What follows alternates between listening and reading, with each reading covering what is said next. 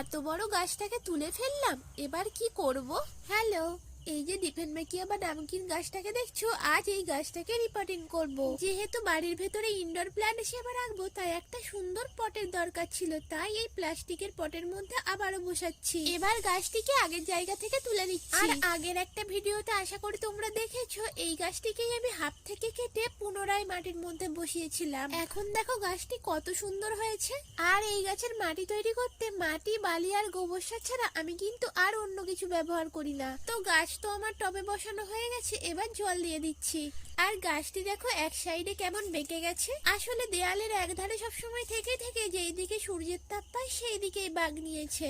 আবারও ঘুরিয়ে রেখে দিলে গাছটি আশা করি সোজা হয়ে যাবে। আর এই গাছগুলিকে যেহেতু আমি কিছুদিন ছাড়া ছাড়াই ভিজে কাপড় দিয়ে পরিষ্কার করে দিই, তাই এবারে অনেকদিন পরিষ্কার করা হয়নি বলে দেখো কত নোংরা বেরিয়েছে। চলো তাহলে আজকের মতো আসি, দেখা হচ্ছে কাল।